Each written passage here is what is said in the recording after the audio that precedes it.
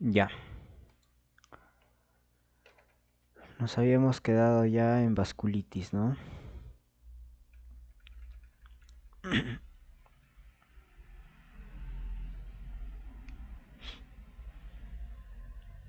Ya. Bueno, doctores, buenas noches. Vamos a continuar con la parte de reumatología que quedó pendiente. El día de hoy vamos a continuar con vasculitis, las espondiloartropatías seronegativas y también vamos a ver las artritis por cristales, ¿ok? Listo. Y osteoporosis también vamos a hablar un poquito. Bueno, entonces vamos a comenzar. ¿Cómo tenemos que clasificarlo, doctores, las vasculitis? La vasculitis, recuerdan ustedes que hay de vasos pequeños, de vasos grandes y de vasos medianos, ¿no es cierto? Entonces, los, la vasculitis de vaso grande, ¿ya? Recuerden que son las arterias, cuando hablamos de arterias, es decir, lo que empieza por arteritis será vasculitis de vasos grandes. Entonces, ahí tenemos las arteritis de células gigantes, ¿no es cierto? La de Horton y la arteritis de Takayasu, ¿correcto? Ahí tenemos las dos vasculitis de grandes vasos, ¿ok? Y también tenemos las vasculitis de vasos medianos, ¿no? Como ya eres mediano, puedes ir en tu Kawasaki al Pan Company y al Burger King, ¿no? Entonces eso es tu mnemotecnia. Recuerda, por lo tanto, que los vasos medianos es la enfermedad de Kawasaki, ¿no es cierto? La enfermedad de Buerger, que actualmente se lo han sacado ya de los vasos medianos, pero tienes que recordar. La poliarteritis nodosa clásica, ¿no es cierto? La PAN. Bien. Y los otros, la vasculitis de vaso pequeño, vamos a tener lo que quede. Es decir, si tú ya sabes cuáles son las vasculitis de grandes vasos y la vasculitis de vasos medianos, ya puedes determinar, por lo tanto, cuáles son los vasos pequeños, ¿no? Entonces, las de vaso pequeño vamos a tener la de Wegener, la de Chur-Strauss, ¿no es cierto? La poliangiitis microscópica. La de Chur-Strauss, la poliangiitis microscópica y la PAN, ¿no es cierto? La poliartritis nodosa, recuerden que son P-ANCA positivo, ¿ya? Entonces eso debes recordar. ¿Cuál era tu mnemotecnia? PAN, PAM, Chur-Strauss, ¿no es cierto? Es decir, poliartritis nodosa, poliangiitis microscópica, ahí está PAN, PAM, ¿no? Y Chur-Strauss, ¿no? Porque Wegener recuerda que viene a ser principalmente C-ANCA. Bien. Y las otras que van a ser las arteritis, las vasculitis leucocitoclásticas, ¿ok? Estas vasculitis leucocitoclásticas son mediadas por hipersensibilidad, ¿no? Entonces, ¿cuáles son esas vasculitis mediadas por hipersensibilidad? Tenemos la púrpura de Schoenel-Henoch, la vasculitis crioglobulinémica mixta esencial, ¿no es cierto? La de Behçet, la vasculitis leucocitoclástica cutánea. Pero hay una de estas de acá, ¿no es cierto? Entre la vasculitis de Chur-Strauss, la Wegener y la microscópica, una de ellas tiene también una reacción por hipersensibilidad. ¿Y cuál es? La poliangiitis microscópica, doctores. La poliangiitis microscópica también tiene reacción por hipersensibilidad, ¿correcto? Entonces también podemos decir que hay vasculitis que tienen granulomas, doctores. ¿Y cuáles son esas vasculitis que tienen granulomas? Las que tienen GR. ¿Y cuáles son esas que tienen GR? Las de grandes vasos, ¿no es cierto? La granulomatosis de Werner, la granulomatosis de Chur-Strauss, ¿no es cierto? Y también la de Werger. Tiene GR, aunque al revés, pero lo tiene, ¿no? Entonces ahí estamos hablando de las granulomatosas. También podemos hablar, doctores, de la vasculitis, ¿no es cierto? Netamente granulomatosas, ¿no es cierto? Granulomatosas, necróticas, necróticas y que sean granulomatosas más necrotizantes, ¿ok? Entonces, granulomatosas, nada más vamos a tener que son netamente granulomatosas, ¿no es cierto? Las de grandes vasos. Grandes vasos. Las necróticas, es otra clasificación por si acaso. Las necróticas vamos a tener la PAM y la PAN, ¿no es cierto? Entonces en las granulomatosas los de grandes vasos, es decir, los dos de grandes vasos, ¿no es cierto? La de Horton y la de Takayasu. Y las que son, es decir, granulomatosas y necrotizantes, ahí tenemos la de Wegener y la de Chur-Strauss, ¿no? Esa es otra clasificación, por si acaso, porque más adelante vamos a ver que empieza diciéndome vasculitis granulomatosa, vasculitis necrotizante, ¿no? Vasculitis necrotizante y granulomatosa. Entonces hay que ver esa clasificación también, porque por ahí de repente también puedes sacar tu respuesta, ¿no? Entonces veamos acá, nuevamente he mencionado la vasculitis de grande vaso, ¿no es cierto? Takayasu y las de células gigantes. Las arteritis de mediano vaso, decíamos que se encuentra aquí en la poliarteritis nodosa, que esa es la PAN, ¿no es cierto? Y la enfermedad de Kawasaki. Habíamos dicho que el Buerger también le pertenecía, pero en la actual clasificación ya se lo han quitado, ¿no? También tenemos la vasculitis, ¿no es cierto?, de pequeño vaso. Y la vasculitis de pequeño vaso, vamos a tener en la parte superior las leucocitoclásticas, por ejemplo, la crioglobulinemia vasculitis, ¿no es cierto? La de Schonel-Henoch, recuerda que ha cambiado también su nombre. Actualmente se llama vasculitis por IgA. La púrpura de Schonel-Henoch, púrpura palpable en miembros inferiores más dolor abdominal, ¿no es cierto? Hipocomplimentemia urticarial, también cuando hay un déficit del complemento C1Q, ¿ya? Ese es su nombre, hipocomplementemia, vasculitis hipocomplementémica urticarial. Y también tenemos acá la enfermedad basal glomerular, que es la enfermedad antivasal glomerular, que es la enfermedad de, acá está la enfermedad de Goodpasture, ¿ok? La enfermedad de Goodpasture.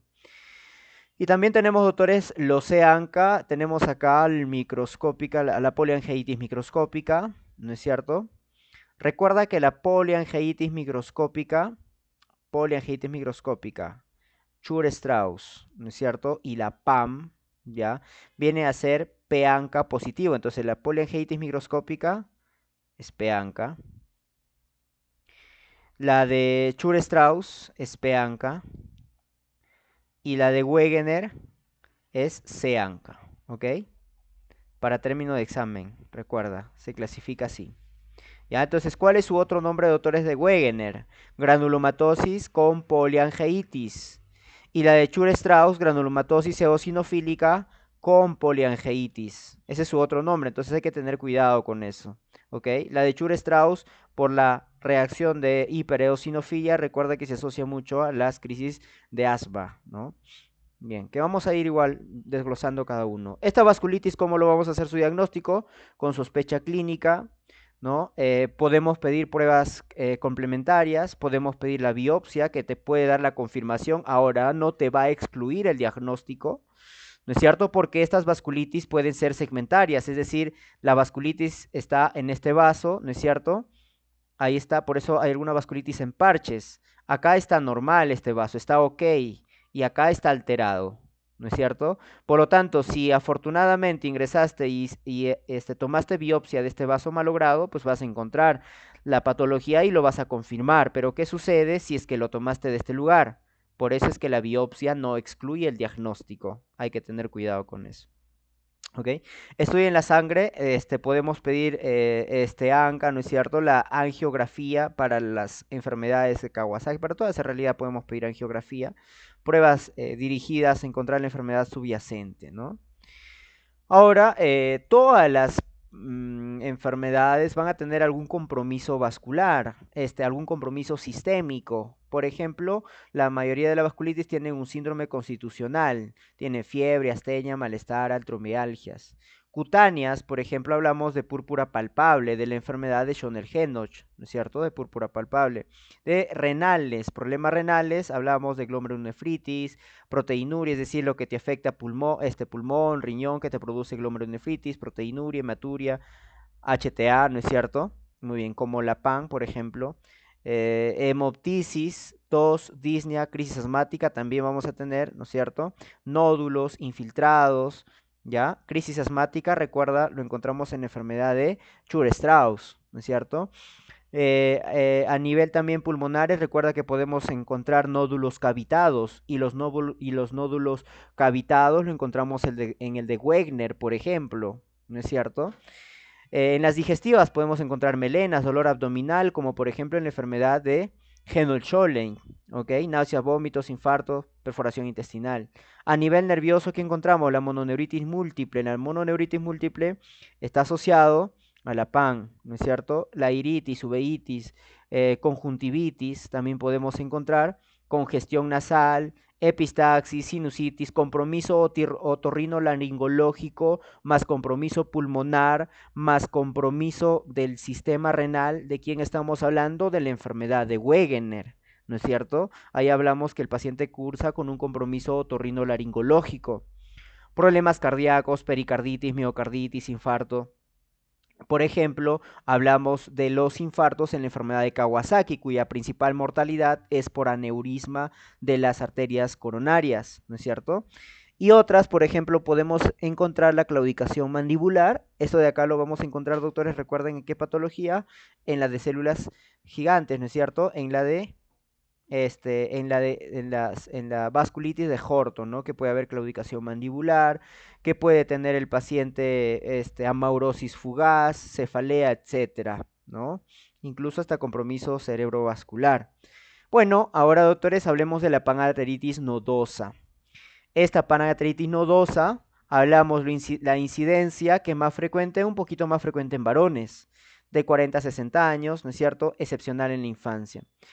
Y hay que ver que la pancreatitis nodosa tiene asociaciones, doctores, con 333, acuérdate. Tiene asociación, varias veces preguntado, con el virus de la hepatitis B, en el 20 a 30%. También con el virus de la hepatitis C, pero en un 5%, con la tricoleucemia. Veamos acá las células peludas, ¿no es cierto? Que es característica de la tricoleucemia. Entonces se asocia a virus de la hepatitis C, a virus de la hepatitis B, a la tricoleucemia y también se asocia a la hipertensión arterial, ¿ok? También se asocia a la hipertensión arterial, porque te va a producir compromiso, compromiso vascular y te lleva a una hipertensión arterial, ¿no es cierto? Te compromete a nivel vaso. Recuerda que en la pancreatitis nodosa hablamos de un vaso mediano y a nivel de riñón tenemos vasos medianos. Por eso es que llega una hipoperfusión renal, se activa todo el sistema renina-angiotensina-aldosterona y te va a producir hipertensión arterial. Cosa que otra de las características de la PAN es que no compromete pulmón, porque el pulmón tiene vasos chiquititos, vasos pequeños, ¿no es cierto? Y como la panarteritis de vaso mediano no compromete pulmón, a diferencia de la poliangiitis microscópica, ¿no es cierto? Como es chiquito, afecta a los vasos pequeños, este sí afecta a pulmón. Es otra de las características, ¿ok? ¿Cuál es su anatomopatología de la pancreatitis nodosa? Es lo que te mencioné, ¿no es cierto? Una vasculitis necrotizante sistémica. Entonces, esa es otra clasificación de la vasculitis. Recuerda, necrotizante, granulomatosa más necrotizante. ¿Ya? Entonces hay que aprenderlo eso.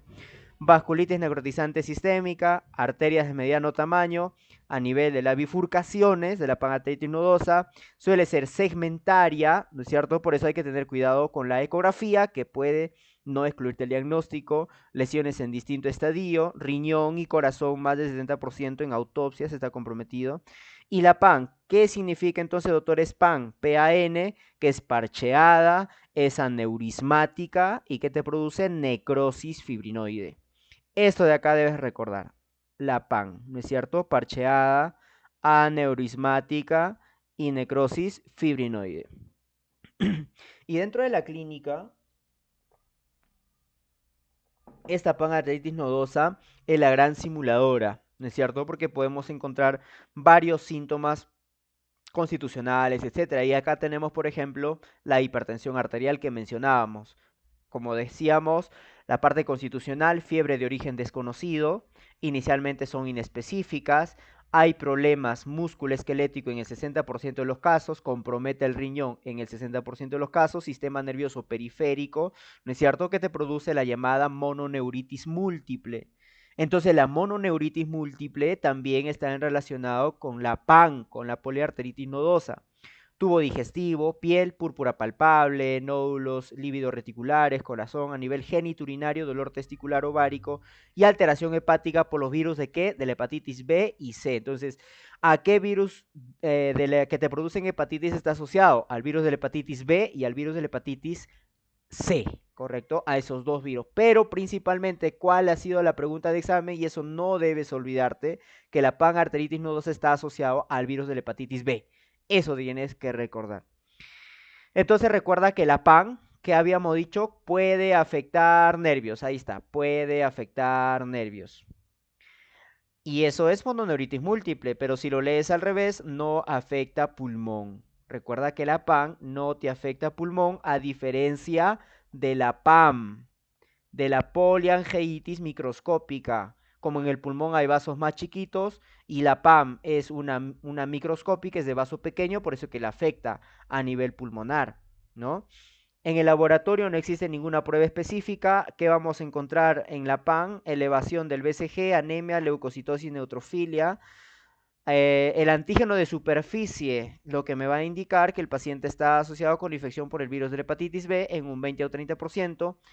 Tiene un ANCA positivo en el 10% de los casos y este ANCA viene a ser perinuclear, es decir, es P-ANCA. Entonces, nuevamente, doctores, les repito, ¿cuáles son los P-ANCA? Pam, pam, Chur-Strauss. Pam, pam, Chur-Strauss. ¿Correcto? Pam, pam, Chur-Strauss. Poliarteritis nodosa, poliangeitis microscópica, la enfermedad de Chur-Strauss. Recuerda que estas dos, la poliangeitis microscópica y la de Chur-Strauss, son de vaso pequeño, ¿ok? Son de vaso pequeño. Y la PAN es de vaso mediano. ¿Juntos con quién? Juntos con el Kawasaki, perdón, juntos con el Kawasaki y juntos con el Buerger. ¿Mm? Dentro del diagnóstico podemos pensar en las siguientes situaciones: fiebre de origen desconocido, por eso es la gran simuladora, cuadro multisistémico, síntomas isquémicos en cualquier localización, en los jóvenes, ¿no es cierto? Púrpura palpable y o nódulos cutáneos con necrosis, ¿no? Entonces hay que ver porque es una necrótica, recuerda, ¿no es cierto?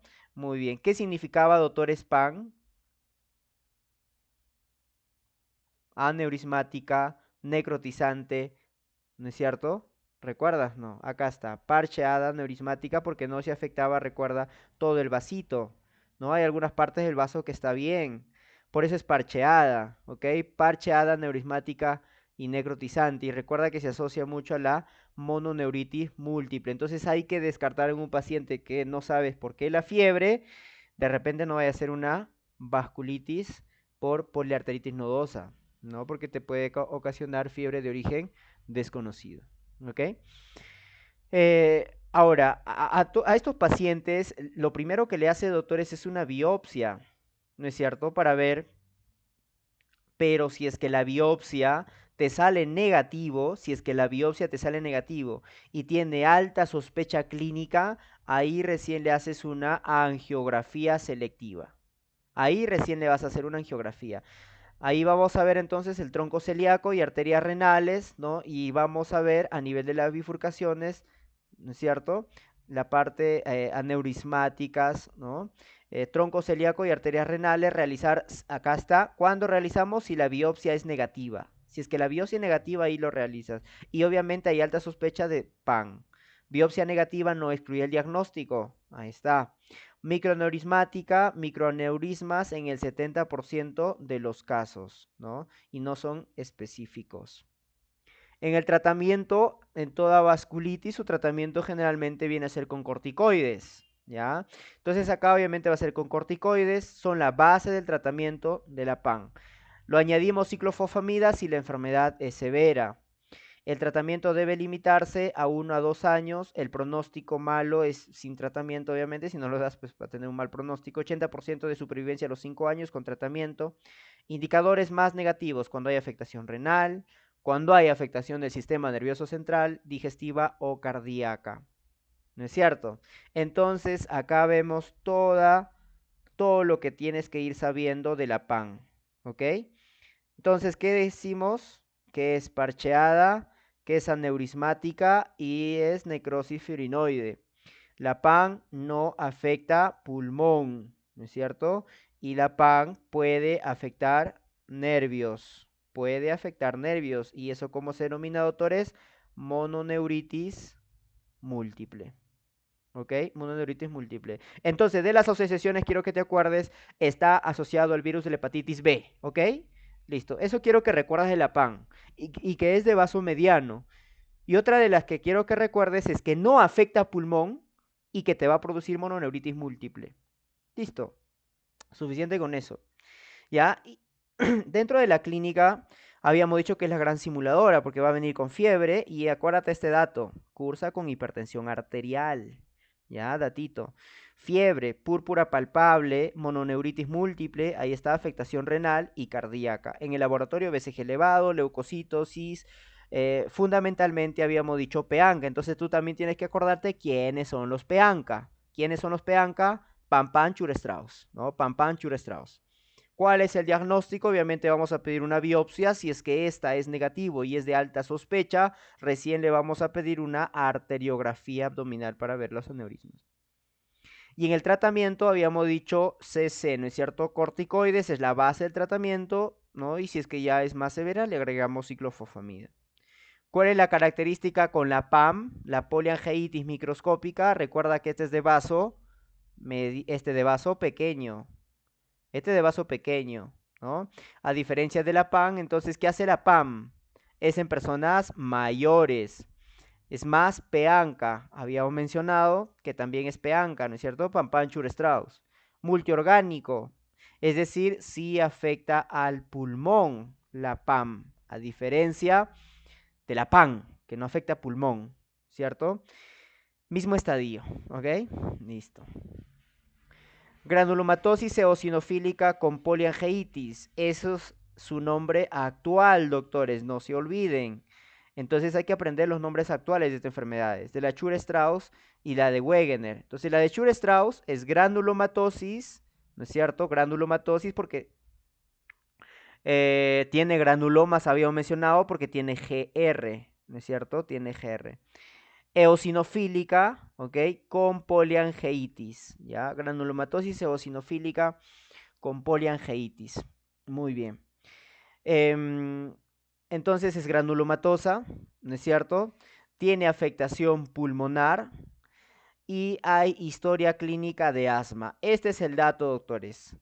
Cuando te hablan de un paciente, para que tú marques una Chur-Strauss o una granulomatosis eosinofílica con poliangeitis, el paciente tiene que tener antecedente de asma, historia clínica de asma, y su mismo nombre te dice que es eosinofílica, es decir, está mediado por IgE, por hipereosinofilia, ¿no? Infiltración eosinofílica, por lo tanto, tisular e intensa eosinofilia periférica. Y es más frecuente un poquito más en mujeres de mediana edad, ¿cierto? Aparte que tiene afectación pulmonar el Chur-Strauss. Pero la diferencia es que el Chur-Strauss te produce a nivel pulmonar no cavita, ¿ok? No te produce cavitaciones el Chur-Strauss a nivel pulmonar. Entonces, ¿cuál es su triada clínica? Ahí tenemos la anatomopatología, es una vasculitis necrotizante de pequeño calibre, ¿no es cierto? De pequeño calibre. Recuerda, las de pequeño calibre eran la Wegener, la Chur-Strauss, la poliangeitis microscópica, la PAM, ¿no es cierto? Y todas las leucocitoclásticas, esos son de vaso pequeño. Pero simplemente, doctores, tú tienes que recordar de los vasos medianos y de vaso grandes, nada más, ¿no?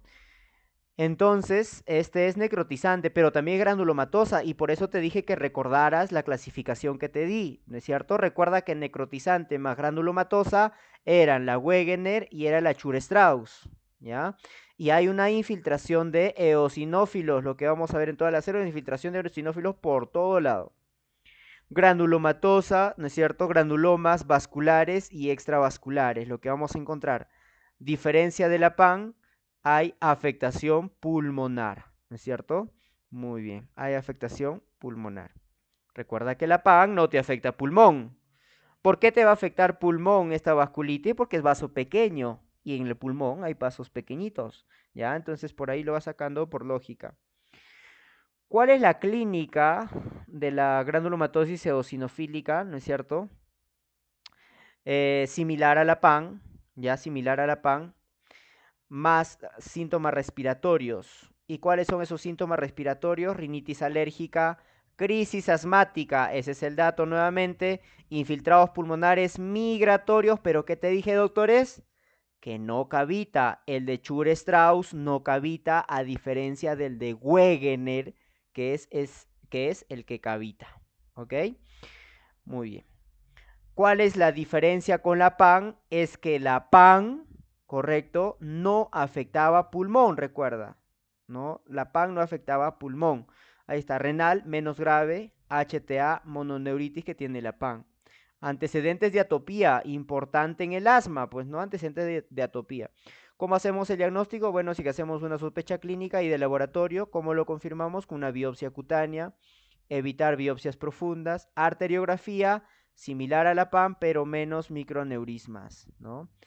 Acuérdate del acrónimo pésima, porque afecta pulmón, es eosinofílico, sinusitis, infiltrado eosinofílico, mononeuritis y además tiene asma. También hay mononeuritis.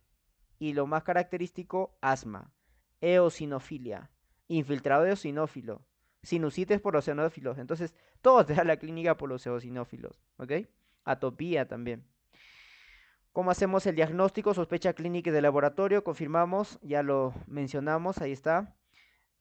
Por lo tanto, su tratamiento, ¿cómo lo vamos a hacer, doctores? De la vasculitis, ¿cuál era su tratamiento base? Los glucocorticoides. Y le vamos a dar glucocorticoides por 1 año si es que no responde ciclofosfamida o también si es que hay resistencia a los corticoides le damos una interleucina 5 como el mepolizumab. Bien. Pronóstico malo, sin tratamiento y 75% de supervivencia a los 5 años si es que tiene tratamiento. Entonces, ¿qué debes recordar de esta granulomatosis eosinofílica con poliangeitis, doctores? Es decir, de Shure-Strauss. ¿Cuál es su triada? Vasculitis necrotizante, granulomas. Entonces, esto de acá ya lo sacabas por la clasificación, que era necrotizante y tenía granulomas, pero ¿qué más tenía? Eosinófilos. Por lo tanto, era mediado, ¿por qué? Por IgE. ¿Y cuál va a ser su clínica? Afectación pulmonar, porque es de vaso pequeño y en el pulmón hay vasos pequeños.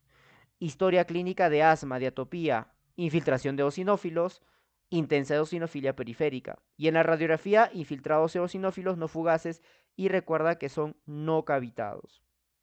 Ya es menos característico HTA, mononeuritis múltiple y afectación renal. También hay, pero es menos característico.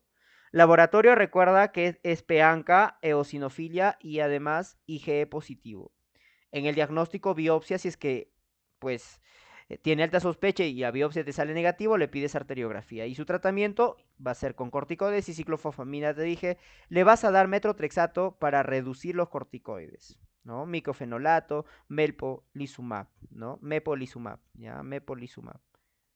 Que viene a ser una anti-interleucina 5. Granulomatosis con poliangeitis, que es la de Wegener. El otro que era granulomatosis con poliangeitis y además que tenía eosinofilia, granulomatosis eosinofílica con poliangeitis. ¿Ya?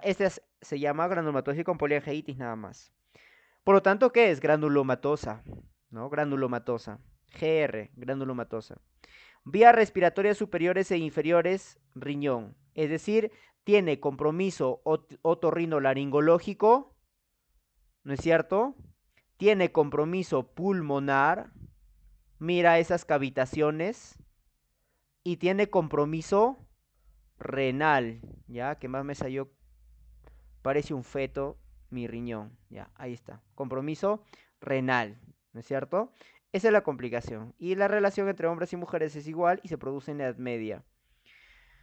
Recuerda que este igual es un vaso de pequeño calibre. Hay granulomas epitelioides, ¿no es cierto? Intra o extravasculares, infiltrados, cavitados a nivel pulmonar, bilaterales y nodulares. A nivel renal, glomerulonefritis necrotizante focal con posible aparición de semilunas. Ahí está. Glomerulonefritis necrotizante focal. Inflamación, necrosis y granulomas con o sin vasculitis. Compromiso otorrinolaringológico, compromiso renal y compromiso pulmonar. Su triada clásica del de Wegener.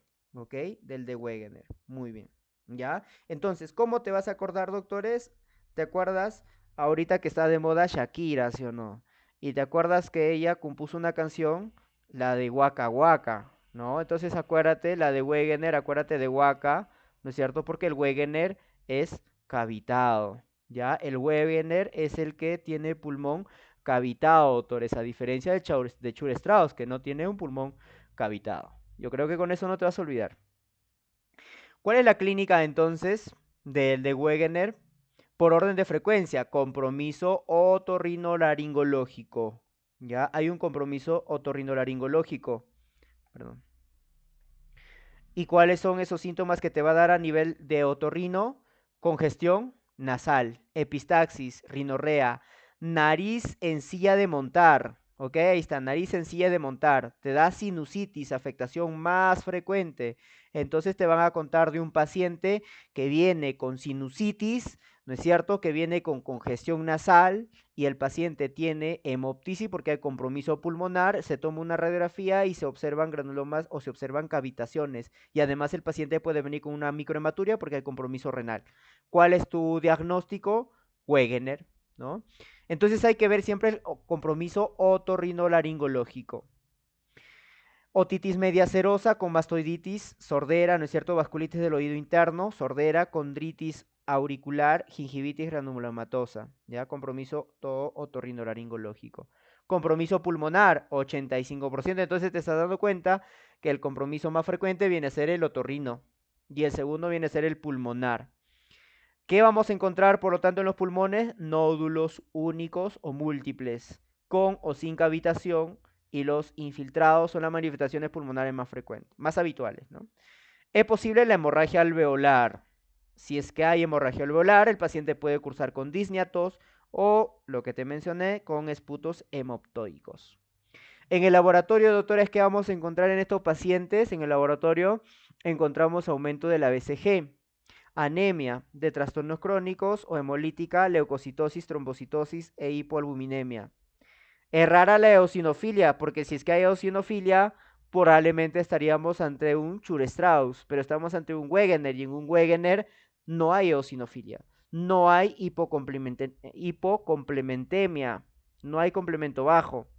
¿Y qué tenía, qué ANCA era el de Wegener? ANCA C. ¿Ok?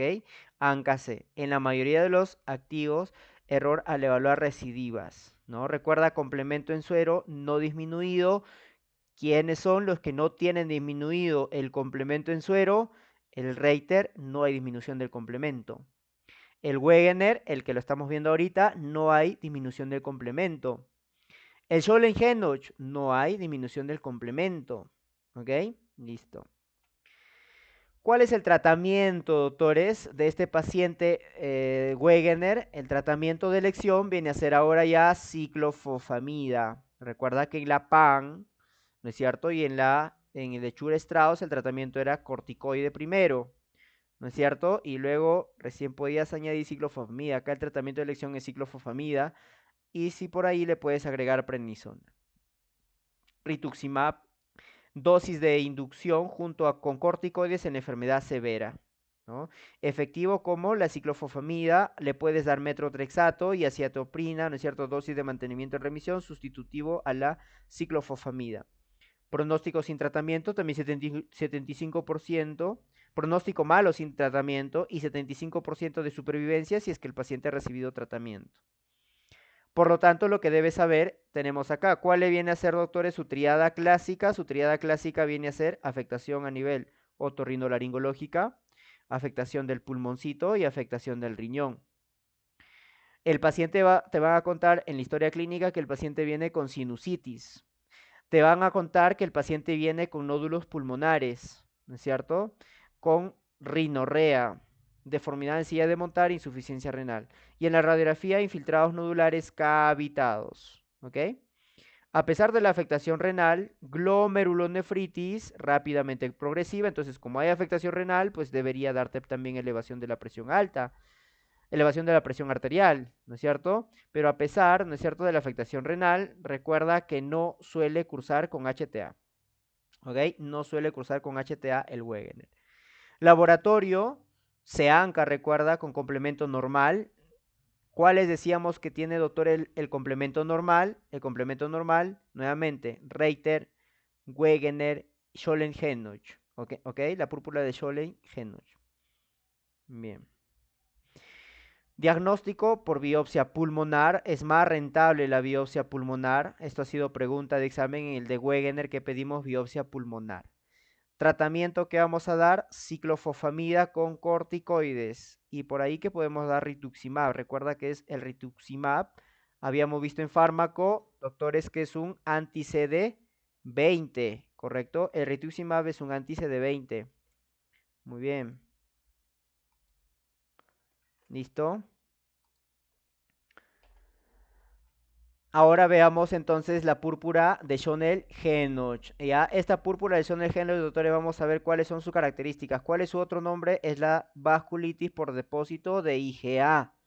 Ya, ese es su otro nombre. Entonces, ¿cuáles son las características?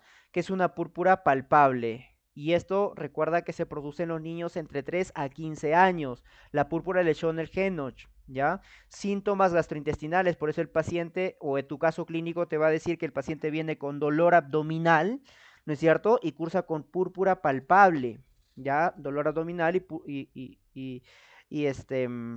y púrpura palpable, ¿no? Glomerulonefritis también. Entonces hay compromiso renal, hay compromiso, mira, a nivel de piel, ¿no es cierto? Púrpura, síntomas gastrointestinales, hay compromiso renal, porque hay compromiso de glomerulonefritis, y ¿qué más te va a dar? Compromiso articular. Entonces son cuatro cositas que debes recordar de Schonel-Henoch.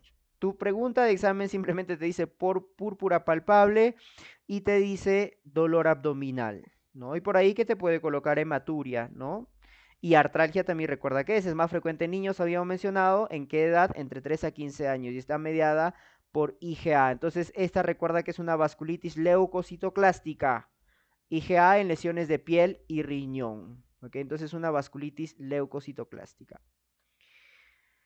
Bien, y recuerda que en primavera, tras la infección del tracto respiratorio superior, puede desencadenarse, ¿no es cierto?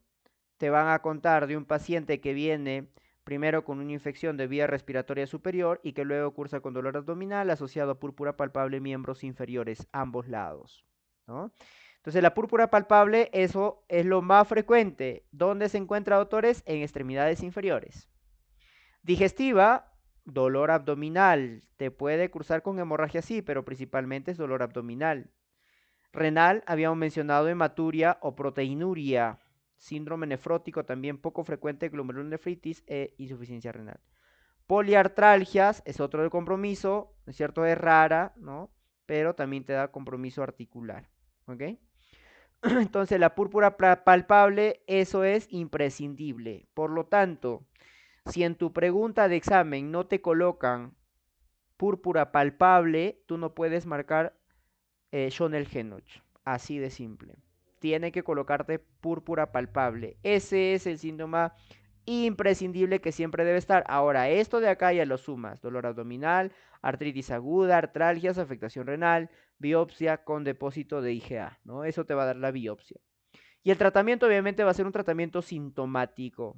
Y vas a dar glucocorticoides si es que hay principalmente afectación renal, síndrome nefrótico o también gastrointestinal grave.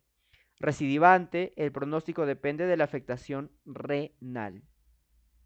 Ahora pasamos a la de las células gigantes, ¿no? Y acá tenemos dos de grande vaso, vasculitis de grande vaso, tenemos la de células gigantes y las de Takayasu, ¿correcto? Entonces, células gigantes y Takayasu. ¿Y qué tenemos? Es una enfermedad, recuerda, granulomatosa. Ya es una enfermedad granulomatosa. A ver, de nuevo te voy a decir. Según la clasificación de la vasculitis, habíamos mencionado cuando es necrotizante nada más, o bien spam, o bien spam. Polengitis microscópica o polengitis nodosa. Cuando es granulomatosa, ahí hablamos de las grandes. Es decir, hablamos de las de Horton, la arteritis de Horton y la de Takayasu. Y si es que tiene los dos, necrotizante más granulomas, ahí hablamos, doctores, del de Wegener y de Chur-Strauss. ¿Ok? Entonces eso no debes olvidarte. Por ejemplo, acá tenemos de células gigantes, entonces la de células gigantes es la de Horton, que es la granulomatosa. Ahí está, es granulomatosa. Especialmente ramas de la carótida, sobre todo la temporal es la que afecta. A nivel de la temporal es la que va a afectar. ¿ya? Y esas ramas induradas incluso lo puedes ver en la frente del paciente, ¿ya? Como una soga ahí, ¿no? Impregnada. Arterias de múltiples localizaciones y gran calibre, etiología desconocida, principalmente en ancianos, más frecuente en mujeres y raza blanca. Pico máximo, adultos mayores, 70 a 79 años de edad. ¿Cuál es la anatomopatología? Es que te va a producir una panarteritis con infiltrados mononucleares. Obviamente vamos a encontrar células gigantes, ¿no es cierto? Encontramos células gigantes, proliferación de la íntima, ya proliferación de la íntima, necrosis de la media y fragmentación de la lámina elástica interna. Eso es lo que vamos a encontrar en la de vasculitis de Horton. Veamos cuáles son las clínicas que te va a presentar y esto es lo que vas a buscar en tu pregunta. Lo más frecuente, el 90% de los casos de estos pacientes con vasculitis con arteritis de Horton, el paciente va a tener cefalea, ¿no? Con la vasculitis de células grandes. El 75% afecta en la arteria temporal, ¿no es cierto? Exploratoriamente anormal. Puedes encontrarlo un endurecimiento, ¿no? A nivel de la frente. Disminución o ausencia del pulso y signos inflamatorios, un 50% síntomas constitucionales, como por ejemplo fiebre, febrícula, 50% fiebre, polimialgia reumática, un 30% encontramos una claudicación mandibular, es decir, un pacientito que está con esta vasculitis de Horton no estaría dictando clase 2-3 horas, porque va a tener una claudicación mandibular, ¿no? Sospechar existencia de vasculitis sugiere fuertemente el diagnóstico, ¿no? 25% aneurisma aorta torácico abdominal, ¿no? Y un 10%, que esto también ha sido pregunta de examen, te puede cursar con amaurosis fugaz, ¿ok? Muy bien, por una neuropatía óptica isquémica. Eso es lo que te va a producir, neuropatía óptica isquémica y por lo tanto amaurosis fugaz. Y un 7% puede estar asociado a qué, doctores? A accidente cerebrovascular. ¿Ok? Entonces puede estar asociado a accidente cerebrovascular o disección aórtica. Bien. Em, la sospecha clínica, ¿no es cierto? El diagnóstico por sospecha clínica y vamos a pedir analítica. ¿Cómo lo vamos a confirmar el diagnóstico? Con biopsia, pero nuevamente te digo que esta biopsia no puede excluir el diagnóstico, porque una porción de esta arteria puede estar normal y justamente de ahí le tomas la biopsia y te sale normal, ¿no? Entonces, con la biopsia de arteria temporal superficial, si es negativa, no excluye el diagnóstico.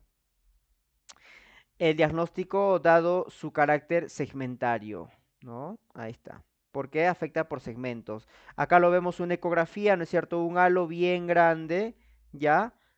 Esta es la parte arterial, la pared de la arteria. Bastante inflamación.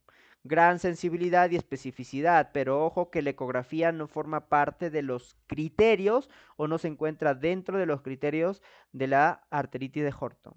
Ayuda a dirigir la biopsia sí, si es bilateral no es necesario la biopsia. En el tratamiento que vamos a dar, doctores, glucocorticoides. Si te das dando cuenta, casi a toda la vasculitis que le vas a dar, doctores, glucocorticoides. Entonces quédate con ese dato. A toda la vasculitis, glucocorticoides. Por ahí que a la de Wegener le dimos ciclofosfamida primero, pero al final también le das glucocorticoides, ¿no? ¿Y cuáles son las dosis, doctores? Las dosis son moderadas, de 0.5 a 1 miligramo por kilogramo peso. Ya, de 0.5 a 1 miligramo kilogramo peso. Bien, dosis moderadas. O podemos dar metilprednisolona en pulso de 1 gramo durante 3 días en caso de afectación óptica. Entonces había visto una pregunta en el que te daban, doctores, el típico caso de una vasculitis de células gigantes.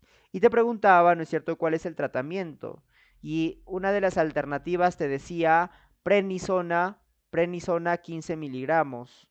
Y la otra te decía metilprednisolona 1 gramo endovenoso por 3 días. Entonces la mayoría marcó prednisona. ¿Por qué crees? La prednisona 15 miligramos no le hace ni cosquillas, doctores. Estos 15 miligramos es para polimialgia reumática. No es para una vasculitis. Para una vasculitis se da a dosis generalmente altas, 1 miligramo kilogramo peso. Si la paciente pesa 60 kilos, no le vas a dar 15 miligramos, le das 60 miligramos. Por eso que la dosis de 60 a 70 miligramos que le vas a dar a estos pacientes, ¿no? Por lo tanto, u otra de las alternativas es que le puedes dar metilprednisolona y esa era la respuesta, ¿no? Remisión de sintomatología y previene complicaciones isquémicas, reducción progresiva y dosis de mantenimiento, 2 años. La combinación con metrotrexate semanal. ¿Por qué das metrotrexate, doctores? Para disminuir la prednisona, ¿ya? Para disminuir la prednisona.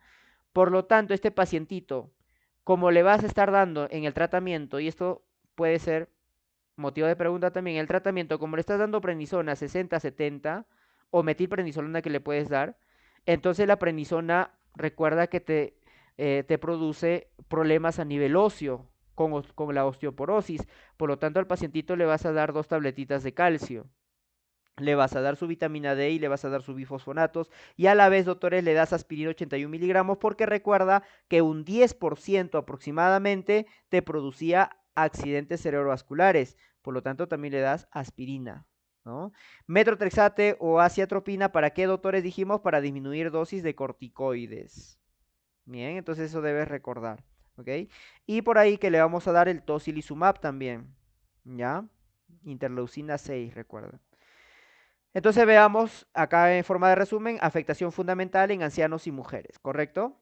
Células gigantes. En el laboratorio, este dato importante, en el laboratorio que vamos a encontrar autores BSG elevado y eso también vas a buscar dentro de tu pregunta. BSG elevado, paciente con BSG elevado, amaurosis fugaz, con cefalea, ¿no es cierto? Claudicación de mandíbula, arteritis de células gigantes. Además, fosfatasa alcalina elevada también, ¿no? El diagnóstico de biopsia, recuerda, no excluye que sea una vasculitis, ¿no? Ante la sospecha, ante la mínima sospecha, le damos su tratamiento, que lo mencionamos, ¿ok? Y aquí viene la polimialgia reumática. Esta polimialgia reumática es una enfermedad de etiología desconocida, individuos mayores de 50 años, ¿no es cierto? Individuos mayores de 50 años. Y mujeres, dolor inflamatorio de cintura escapular y pelviana. Eso es lo característico de la polimialgia reumática. Sí o sí, doctores, este paciente tiene que tener dolor de cintura escapular y de cintura pelviana y también puede tener a nivel de la región cervical, pero principalmente lo que sí o sí debe tener, doctores, es dolor a nivel de la cintura escapular. Entonces, si acá tenemos una personita, ¿no es cierto? Acá tenemos una persona, ¿no? Imagínate. Entonces, y acá está su hombro, va a tener un compromiso a nivel, dolor a nivel del hombro, bilateral puede ser. Esa es una presentación. La otra presentación, doctores, es que este pacientito puede tener dolor a nivel de este hombro y dolor a nivel de esta pierna de acá, de la cintura pélvica. Pero un paciente con polimialgia reumática nunca va a tener solamente dolor en las caderas. Nunca va a tener dolor solamente a nivel de la cintura pelviana. Tiene que tener compromiso de los hombros, ¿ok?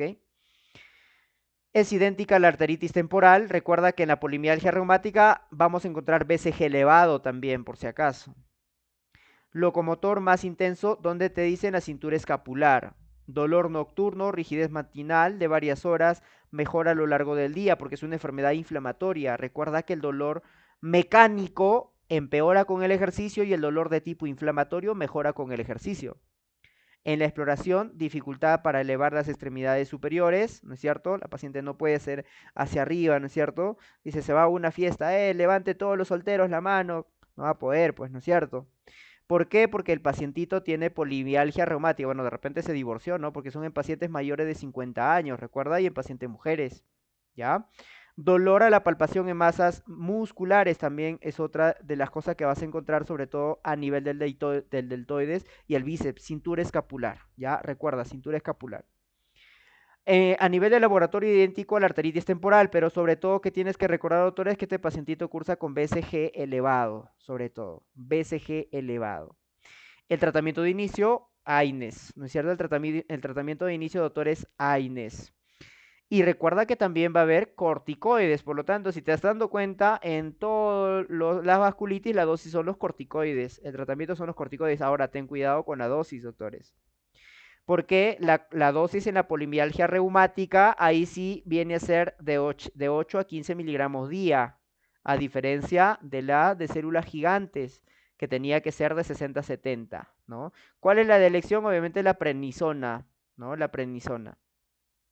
Mejoría espectacular en menos de 72 horas. Se suele mantener dosis inicial de prednisona 4 semanas para reducirla lentamente y suprimirla de 9 a 12 meses, ¿no? Por sus diversos factores adversos, reacciones adversas que te da los corticoides, ¿no? Y también, doctores, veamos la arteritis de Takayasu. Ya la arteritis de Takayasu, ¿bien?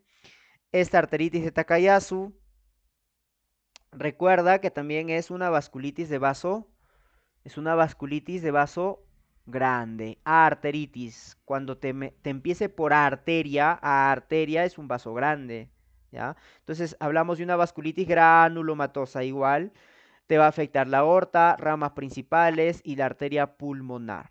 Los troncos supraórticos, vasos más afectos son estos de acá, los supraórticos, ¿no es cierto? La de Takayasu, ¿ya? Pero principalmente, ojo, que es la arteria subclavia, ¿ya? Es la arteria subclavia.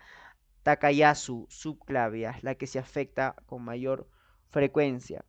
Mujer asiática entre 20 a 30 años, ¿ya? Mira, son más jóvenes, ¿no es cierto? Que las de células gigantes, ¿no? Enfermedad de mujeres orientales sin pulsos. ¿Por qué no va a tener pulso? Porque es una arteritis de Takayasu. La paciente tiene claudicación de la manito, ¿no es cierto? No tiene pulsos. Por eso se dice que es una coartación de aorta invertida. Lo normal de la coartación de aorta, recuerda que hay pulsos en el miembros inferiores disminuidos. Por eso que lo utiliza la prueba índice tobillo-brazo, ¿no? ¿Qué encuentras? Hipertensión arterial en miembros superiores y encuentras presión baja en miembros inferiores. Eso es lo normal en una coartación de aorta. Pero este es algo invertido, por lo tanto, ¿dónde encuentras disminución de pulsos? Disminución de pulsos encuentras a nivel de los miembros superiores, ¿ya? La anatomía patológica, panarteritis con infiltrados mononucleares, en ocasiones células gigantes, ¿no es cierto? Formación de granulomas, proliferación intensa de la íntima, fibrosis y estenosis de la luz, ¿correcto? Muy bien. En el diagnóstico, doctores, recuerden que vamos a ver la clínica, es un inicio insidioso con síntomas constitucionales. Claudicación.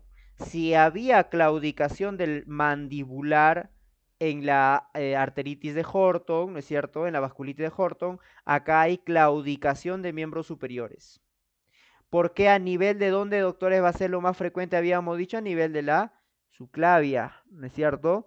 Por lo tanto, que va al otro lado, viene a ser de la subclavia va a salir el tronco, ¿no es cierto? El tronco brachiocefálico, la subclavia, etcétera, y luego vienen las venas, ¿no es cierto? Braquiales, ¿ya? Las arterias braquiales, por lo tanto, va a haber una claudicación de los miembros superiores, cefalea, síncope también va a haber, vértigo, parestesia, síntomas visuales, visión borrosa, morosa y fugaz también puede existir. 70-80% soplos vasculares en las fases ya avanzadas, ausencia de pulsos. 30-60% HTA, pueden detectarse cifras bajas en brazos por si acaso, ¿ya? Pero fíjate que esta es otra de las vasculitis que cursa con HTA. ¿Cuál también habíamos dicho que cursaba con HTA? La panarteritis nodosa, ¿no? Insuficiencia cardíaca congestiva por hipertensión sistémica y pulmonar. En el laboratorio, doctores, recuerda que el BCG útil en la monitorización y el tratamiento reactantes de fase aguda van a encontrarse elevados, ¿ya?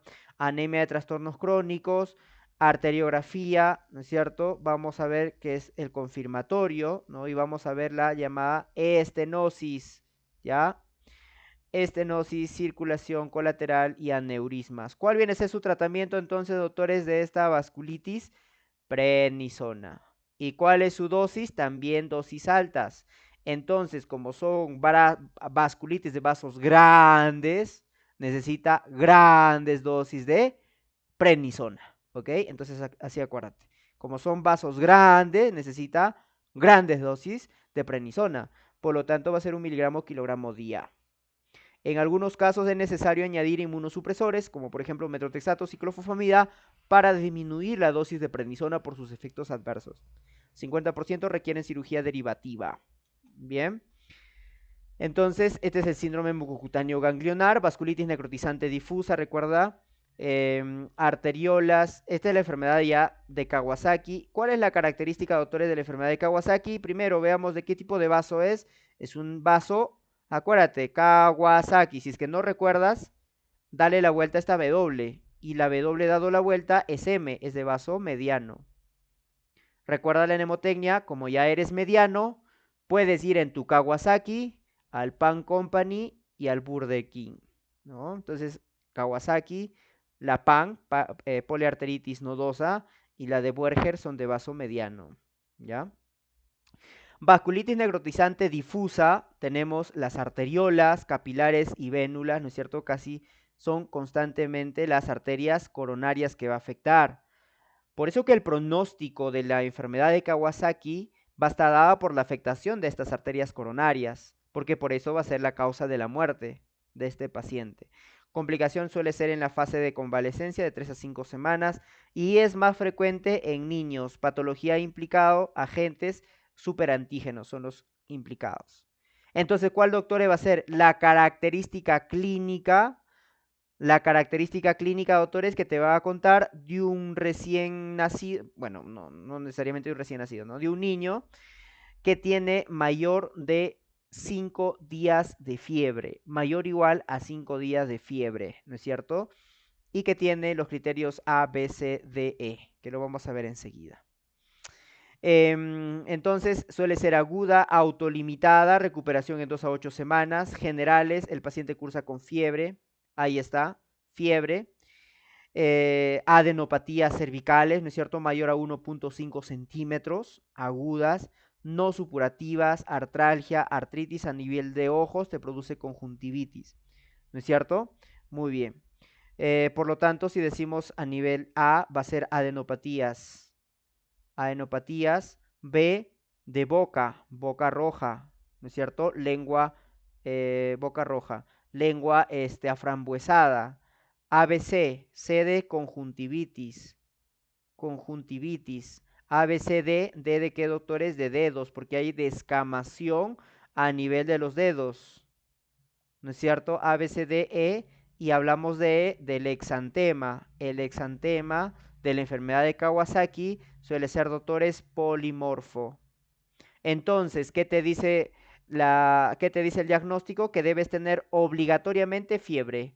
¿Mayor a cuánto? Mayor a 5 días, doctores, sumado a 4 de estos criterios que te estoy mencionando acá. ¿Ok? Entonces, ese es tu acrónimo o tu mnemotecnia para que recuerdes, A, B, C, D, E. ¿Ok? Piel y mucosas, entonces va a haber alteraciones orofaringias, lengua frambuesada, que ya lo mencionamos, ¿no es cierto? Boca roja, lengua frambuesada, eritema difuso, labios enrojecidos, secos y agrietados, ahí está, en boca. Alteraciones en manos y pies, eritema, edema indurado, descamación, ¿no? Exantema, el exantema suele ser polimorfo en superiores extensoras de miembros y tronco. Uno de los signos iniciales es una erupción perianal, ¿ok? A nivel cardiovascular, ¿qué te va a producir? Miocarditis, insuficiencia cardíaca, arritmias, pericarditis, infarto y aneurismas. Esta es la causa de mortalidad, aneurismas coronarios con alta mortalidad, ¿ok? Entonces el diagnóstico, doctores, es eminentemente clínico. Ya te mencioné, fiebre mayor o igual a 5 días y que el paciente tenga 4 de los criterios que te acabo de mencionar. En el laboratorio, trombocitosis, IgE elevada, ANCA y anticuerpo antiendotelial no suele presentar factor reumatoideo. ¿Ok? Ahí está el diagnóstico, lo que mencionábamos, ¿no es cierto? Adenopatía, boca, conjuntivitis, dedos, exantema y fiebre. ABCDF, ¿no? Me faltó la F, pero recuerda que la F sí o sí tiene que estar porque es el criterio imprescindible.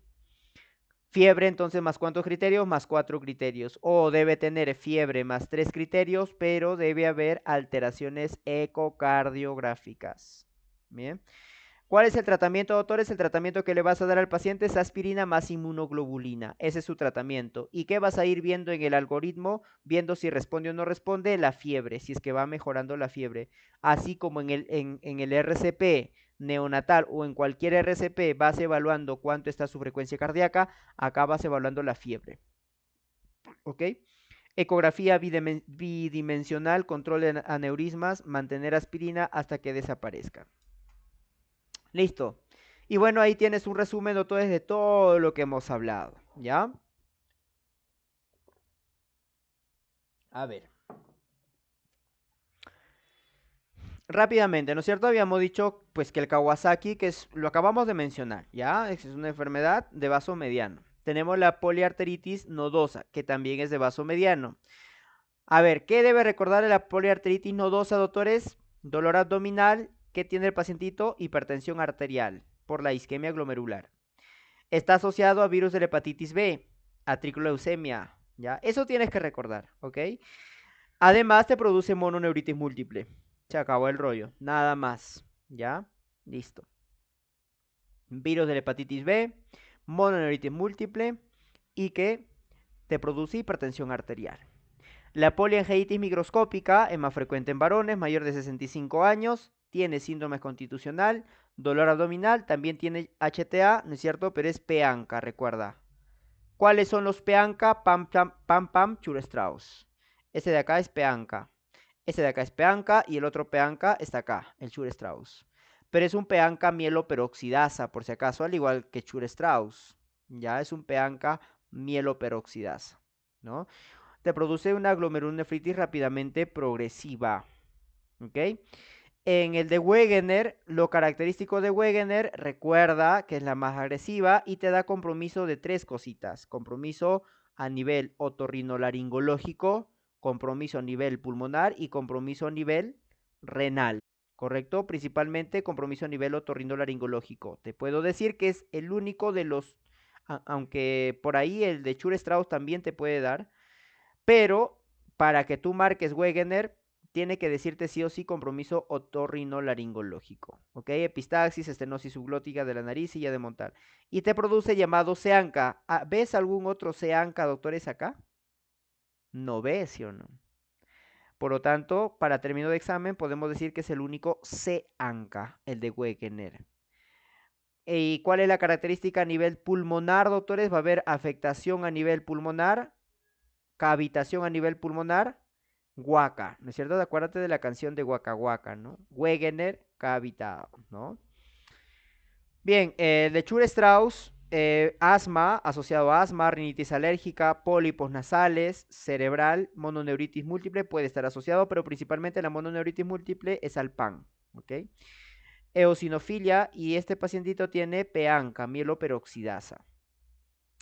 Glomerulonefritis rápidamente progresiva, también te puede dar 3 más frecuente y más grave, ¿no? Y te puede dar infiltrados pulmonares. Entonces, estos dos de acá, el Wegener y el de Chur-Strauss, te pueden dar infiltrados pulmonares. Pero ¿cuál es la diferencia? El Wegener te da infiltrados cavitados y el de Chur-Strauss migratorios.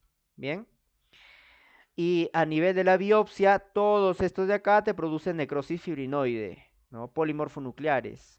Y su manejo va a ser inducción con corticoides y también podemos dar ciclofosfamida. Y por ahí damos rituximab, ¿no? Mantenimiento por 2 años, corticoide más acetoprina, ¿ya? Y podemos dar también plasmaféresis solo si es que la diálisis o creatinina mayor a 5.5 o hay una hemorragia pulmonar. El de Schollen-Henoch, ¿qué tienes que recordar? Compromiso renal, compromiso gastrointestinal, ¿no es cierto? Ahí está la púrpura palpable, no trombocitopénica, compromiso articular, también recuerda, poliarteritis no erosiva migratoria, impotencia funcional, dolor abdominal isquémico, 10% de sangrado. Recuerda que es por depósito de IgA, la biopsia es cutánea, ¿no? Recuerda los nódulos palpables, y perdón, la púrpura palpable, ese es lo característico que nunca debe faltar. Por lo tanto, encuentras una vasculitis leucocitoclástica y depósitos de IgA, ¿no? De soporte, vamos a dar corticoides solo si es que hay insuficiencia renal o sangrado abdominal. Vasculitis leucocitoclástica, la más frecuente y menos grave por infección de fármacos púrpura palpable, ¿no? Biopsia cutánea, vasculitis leucocitoclástica, no requieren tratamiento. Y la crioglobulinemia, más frecuente en mujeres, ¿no es cierto? Mixta y no mixta. Acá tenemos la de Waldenstrom, ¿no? Y asociado a virus de la hepatitis C y virus de la hepatitis B también, ¿ok? Entonces la de Waldenstrom, púrpura trombocitopénica necrotizante, ¿ya? Eso de acá, ahí lo tienes para que lo revises, no ha sido preguntado, ¿ya? Es poco rentable eso. La de Horton son las de células grandes, ya la de Horton. Recuerda que el pacientito en mujeres, tanto en el Takayasu como en el de Horton, pero en el Takayasu 70 años. Perdón, el de Horton, y en el de Takayasu más jóvenes, menos de 40 años.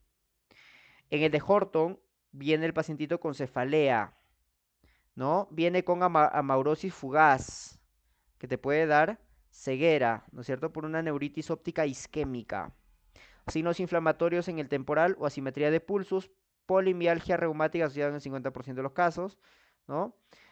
Aumento del BCG, aumento de la fosfatasa alcalina, PCR, alfa-2 globulinas, anemia de trastorno crónico. Bien. Hacemos biopsia temporal a todos, ¿no es cierto?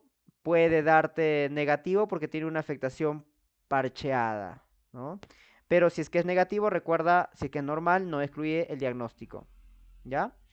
En el de Takayasu hay un problema a nivel de la subclavia. Te dije que era lo más frecuente afectación, ¿no es cierto? A nivel de la subclavia, Takayasu, afectación principalmente de la subclavia, que te produce claudicación de miembros superiores, asimetría de pulsos, también Raynaud. A nivel de la carótida, si es que se ubica, te puede dar TIA, ataque transitorio agudo, ictus, síncope, arco aórtico, ¿no es cierto? Insuficiencia aórtica, renal, hipertensión arterial, ¿no? El gol estándar para su diagnóstico, arteriografía, ¿ok? Corticoides a dosis elevadas y también podemos dar inmunosupresores. Listo. También, doctores, vamos a hablar de las espondiloartropatías seronegativas, ¿no es cierto? De las espondiloartropatías seronegativas hablaremos, doctores, porque tiene factor reumatoideo negativo y que tiene nódulo reumatoideo negativo. No tiene nódulo reumatoideo. Otra de las características de las seronegativas es que afecta principalmente el esqueleto axial, ¿no? Por eso son los criterios axiales que vamos a ver. Obligados, ¿cuáles son esos criterios obligados de estas espondiloartropatías axiales? Que tiene que ser en pacientes jóvenes, menos de 45 años y el dolor mayor a 3 meses. Sacroileitis en la imagen, inflamación aguda o en la resonancia magnética, sacroileitis radiológica según criterios de New York, ¿no? Características de las espondiloartritis. Ojo que todavía no estamos hablando de la espondilitis anquilosante, que es una de las espondiloartropatías seronegativas. Estamos hablando primero de la manera de las generalidades, ¿no? De estas características de las espondiloartritis.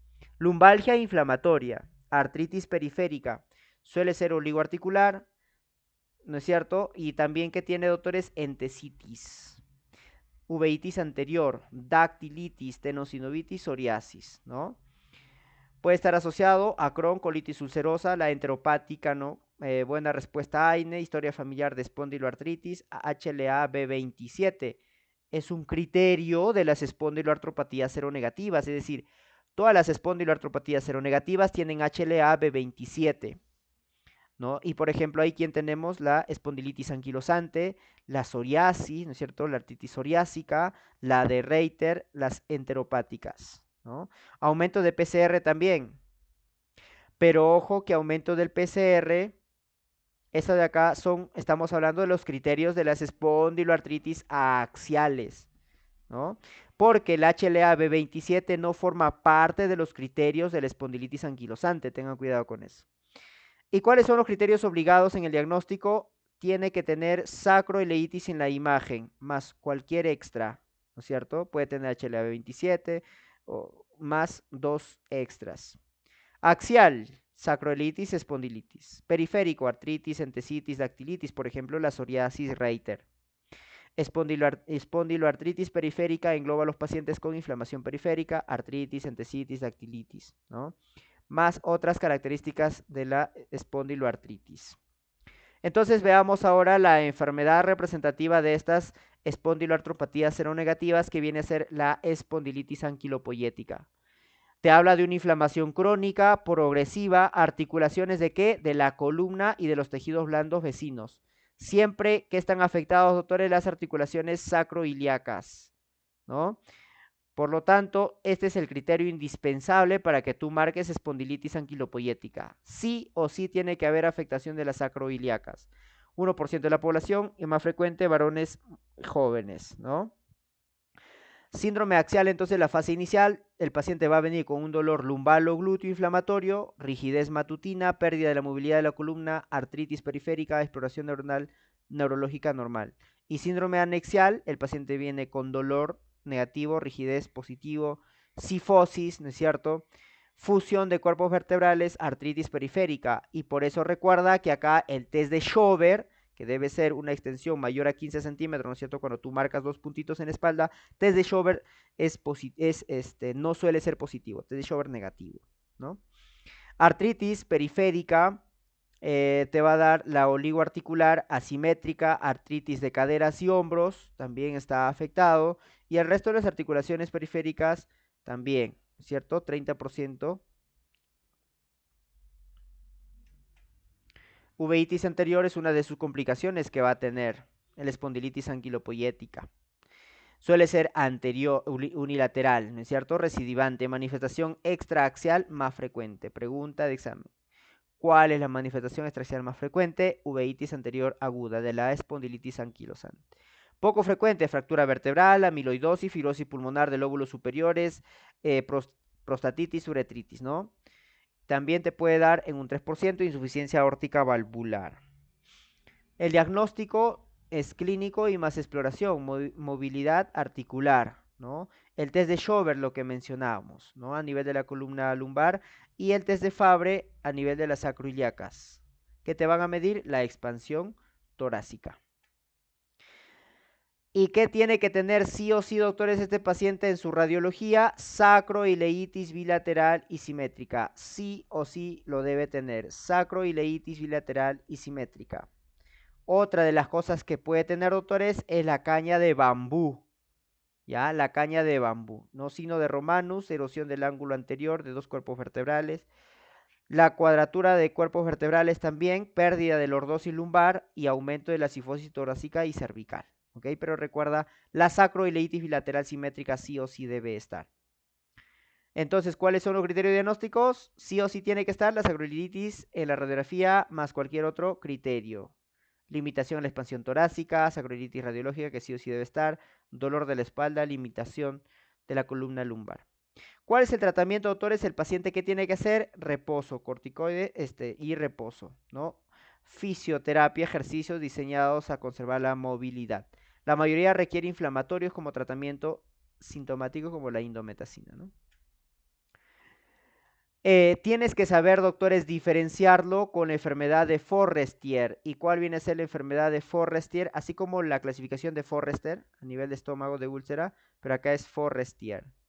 ¿Ok? La enfermedad de Forrestier o la hiperostosis anquilosante vertebral idiopática, ¿qué viene a ser, doctores? Es un engrosamiento del tendón anterior común de la vértebra. Engrosamiento de este tendón.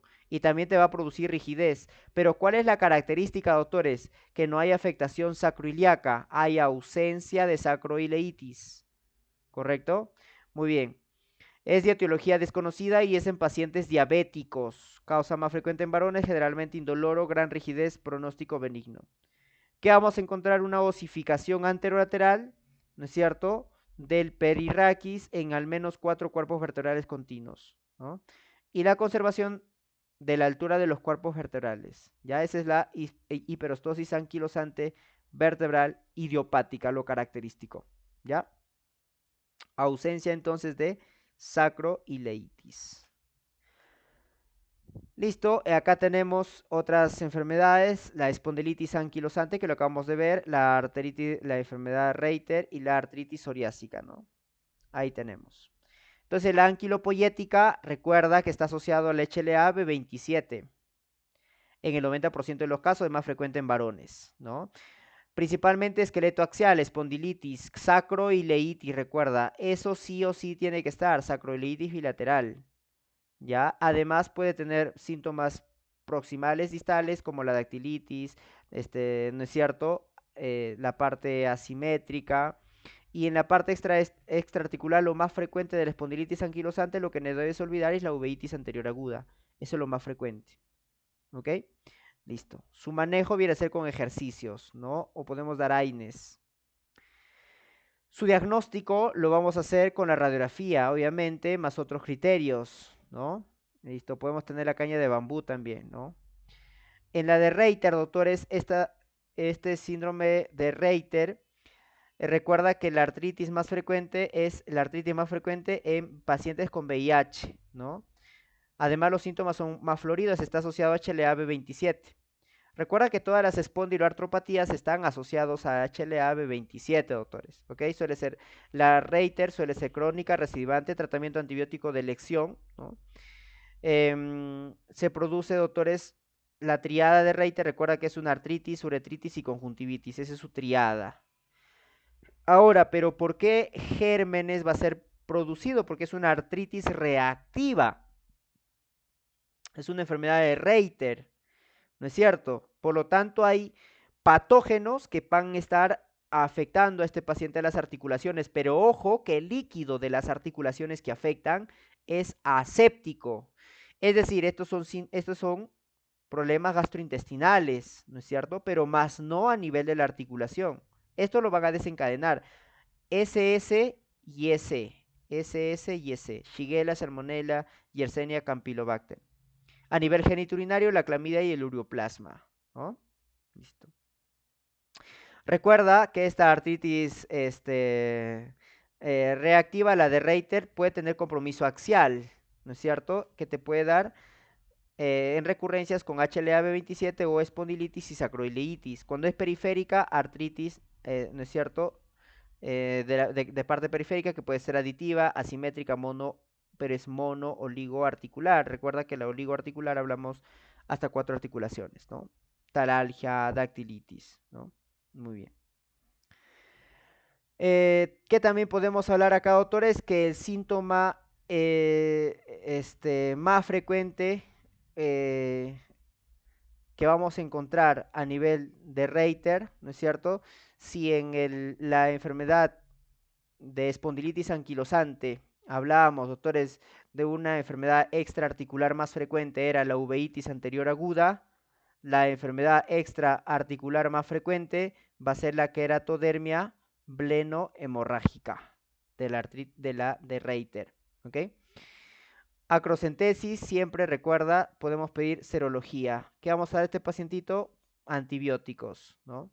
O antirretrovirales. La artritis psoriásica, doctores, también está asociado al HLA-B27, más frecuente axial, ¿no es cierto? Puede ser poliarticular, el HLA-DR4, no predominio de extremidades inferiores, 5 a 10% de la psoriasis, 70%, primera clínica cutánea, ¿ya? Muy bien. A diferencia, doctores, de la psoriasis, la de Reiter sí compromete extremidades inferiores. La psoriasis no te compromete extremidades inferiores. A predominio de extremidades superiores suele ser poliarticular también, ¿ok? En la mayoría de los casos. Unicopatía, dactilitis que puede tener el paciente, ¿ok? Listos. Y a nivel de la parte radiográfica, podemos ver, doctores, erosión y destrucción. ¿Pero de qué falanges, doctores? De los dedos, a nivel de los dedos, de las falanges, de las interfalángicas distales. Esa es la característica de la artritis psoriásica. Y lo vamos a diferenciar de la artritis de la R, ¿no es cierto? Porque la R, ¿no es cierto? La artritis reumatoide recuerda que afecta las partes proximales, las interfalángicas proximales, mientras que la psoriática afecta a las interfalángicas distales. Y ahí que vamos a ver, doctores, los nódulos de Bouchat y de Heberden. No, perdón, me estoy equivocando. Perdón, lapsus. Lo de Bouchat y lo de Heberden encontramos a nivel de la artrosis, ¿ya? Entonces, las interfalángicas distales está a nivel de la artritis psoriásica, ¿ya? Y no hay nódulos subcutáneos. Muy bien. A nivel de la radiografía, por lo tanto, como hay erosión, lo vamos a encontrar la característica lápiz o cola de lápiz, ¿no?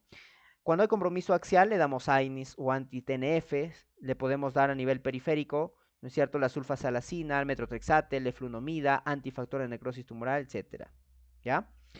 Ahora por microcristales, es otra de las más preguntadas, sobre todo la de la gota, ¿no es cierto? Muy bien, ya. Por lo tanto, por microcristales, doctores, hablamos por urato monosódico, es decir, de la gota, ¿no?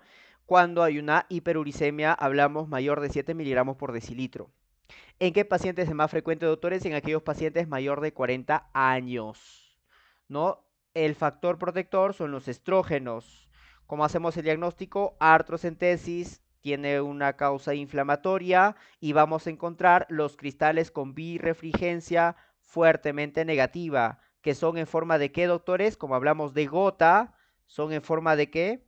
En forma de aguja, ¿correcto? Son en forma de aguja, ¿ya? Con birefringencia negativa, ¿ya? Los cristales de urato monosódico, ¿ya? Así como el mousse que vende, ¿no es cierto? Acuérdate de eso, ¿ya? Del mousse, ¿no? Que lo encontramos en la gota. La etiología, que puede ser por aumento de la síntesis del ácido úrico, puede ser por la disminución de la excreción del ácido úrico. Por el aumento de la síntesis del ácido úrico, es importante la dieta y el alcohol también. Puede haber por un aumento del recambio celular, ¿no es cierto? La hemólisis, rhabdomiólisis, el Piaget, alteraciones enzimáticas, etcétera. Y la disminución de la excreción, más bien, del ácido úrico, por lo que aumenta idiopático. Puede ser de causa renal, poliquistosis renal, insuficiencia renal. O incluso por fármacos, que ha sido pregunta de examen, que es lo más frecuente. Por fármacos diuréticos como las tiacidas, ¿correcto? Las tiacidas o los salicilatos, los antituberculosos. Asintomática, 90%, ¿no es cierto? Nunca clínica, 10% a cabo de muchos años, ¿no? Bien, entonces tenemos acá la artritis gotosa aguda, que viene a ser la podagra. Y la podagra, doctores, actúa o afecta principalmente por las noches, afectando, doctores, ¿a quién? Al pie, ¿no es cierto? A la primera metatarso-falángica. Y luego puede afectar rodilla, tobillo, tarso. Pero cuando hay ataque de gota o cuando hablamos de podagra, estamos hablando de afectación de la primera articulación metacarpofalángica, ¿no? Es la monoartritis aguda, más fiebre, más leucocitosis, ¿no es cierto? Más reactantes de fase aguda elevadas. Desencadenantes, la dieta, el alcohol, fármacos, trauma, poscirugía, etcétera. ¿Cuál es su tratamiento que vamos a dar, doctores? AINE y reposo.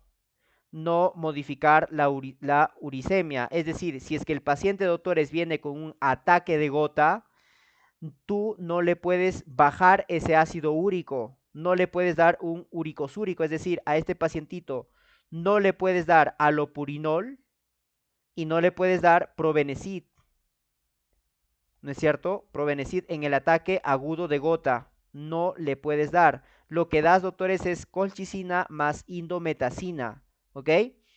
Ahora, si es que el paciente ha estado en tratamiento con alopurinol o estaba en tratamiento con probenecid, bueno, déjalo que siga con su tratamiento, pero si es que no ha estado recibiendo, no le puedes dar úricos, ¿no es cierto? Que te disminuyan la hiperuricemia porque puedes empeorar el cuadro. Bien. La gota intercrítica o tofacia crónica, vamos a encontrar los llamados tofos, ¿no es cierto? Los granulomas. Primera metatarsofalángica, mano, Aquiles, ¿no es cierto? Erosión ósea, lo vamos a encontrar en sacabocados, la característica de erosión ósea en sacabocados, ¿ya? Bien, y su tratamiento vamos a tratar de disminuir, ¿no es cierto? El ácido úrico, menos de 7 con úricos úricos, ¿no es cierto? O podemos dar hiperuricemiantes como el alopurinol, por ejemplo, ¿ya? Úricos úricos como el probenecid, ¿no? Nefropatía te puede dar por urato y te puede dar por ácido úrico, urato, gota tofacia de larga evolución, insuficiencia renal crónica por depósito intersticial. Y el ácido úrico, quimioterapia, litiasis tumoral, ¿no es cierto? Además, el paciente va a tener una falla renal aguda con depósito tubular, ¿no? Índice ácido úrico creatinina en orina mayor de 24 horas, ¿no? Hidratación a este paciente, furosemida, bicarbonato, alopurinol también le podemos dar. HTA por gota, ¿qué le damos? IECA, ARA2. Nefrolitiasis, alcalinizamos la orina. Dieta hipoproteica. Y para la hiperuricemia damos alopurinol. Tratamos de disminuir ese ácido úrico. Ahora por pirofosfato cálcico. Por pirofosfato cálcico. Piro con P de paralelogramo. ¿Ya? Es su característica paralelogramo. ¿Ya? Pirofosfato cálcico. Es más frecuente en ancianos. ¿Correcto? Menos, si es menor de 50 años, puede ser de causa hereditaria. ¿No? Está asociado a un hiperparatiroidismo primario. Calcio, fósforo, PTH, ¿no? Hemocromatosis está asociado a ferritina, saturación de transferrina. Hipofosfatemia, fosfatasa alcalina. Hipomagnesemia, magnesio. En la clínica aguda vemos la pseudogota y en la crónica la artrosis. Entonces, en la aguda, la pseudogota, líquido inflamatorio, paciente mujer en edad avanzada. Y la crónica artrosis líquido mecánico, RX artrosis, ¿no es cierto? Afectación a nivel de la rodilla principalmente, pirofosfato cálcico, codo, tobillo, carpo. ¿Cómo hacemos el diagnóstico? En la radiografía, y esto ha sido pregunta de examen varias veces. ¿Qué encontramos en la radiografía? Condrocalcinosis, doble contorno, línea radioopaca intraarticular, de cualquiera de las formas ha sido ya preguntado. ¿Ante qué patología estamos? Te decían, estamos ante una patología de pirofosfato cálcico. Artrocentesis, ¿qué vamos a encontrar? Birefringencia débilmente positiva. Recuerda que en la gota es birefringencia negativa. El tratamiento va a ser con AINE, ¿no es cierto? Reposo, colchicina y corticoides, ¿no es cierto? Que podemos dar también. La hidroxiapatita, ¿no? Por depósito de hidroxiapatita. Como es chiquito, hidroxiapatita puede ser, esto me indica que es pequeño, ¿no es cierto? Generalidades, es más frecuente en ancianos, afecta rodilla, hombro. La clínica es asintomática, monoartritis aguda, líquido inflamatorio crónico, líquido mecánico, ¿no es cierto? Y periarteritis calcificante que vamos a tener, tendinitis y bursitis. A nivel de la artropatía destructiva, el hombro de Wilwaukee, ¿no? En pacientes mujeres mayores de 60 años, ¿no? Y va a afectar los rotadores. Vamos a encontrar calcificación, eso se refiere, ¿no es cierto? Es un hombro calcificado, artrocentesis no se ve, ¿no? El AINE y el reposo y colchicina va a ser su tratamiento del depósito de hidroxiapatita. No ha sido preguntado por si acaso todavía. Acá vemos el responsable, el marcador y la enfermedad, ¿no es cierto? De la resorción, de la formación y de la mineralización. De la resorción es el osteoclasto, su marcador es la hidroxiprolina y su enfermedad es la osteoporosis. Hay que tener cuidado con esto. En la formación vemos que es el osteoblasto, ¿no es cierto? El marcador, la fosfatasa alcalina y la enfermedad del Piaget. Cuando es de formación. Y cuando es de mineralización, doctores, hablamos el responsable vitamina D, el marcador es el depósito de hidroxiapatita y la enfermedad es de osteomalacia. Por eso es que cuando hablamos de una osteoporosis, es la disminución de la masa ósea, mientras que la disminución de la disminución de la mineralización, ¿qué viene a ser, doctores? La osteomalacia, es disminución de la mineralización, mientras que la osteoporosis es la disminución de masa ósea. ¿Ok? Generalidades, hay mayor resorción que formación. ¿No es cierto? Y vamos a hablar, ¿no es cierto?, del Z-score y del T-score. Pero ¿cuál es la que te va a servir, doctores? Del T-score.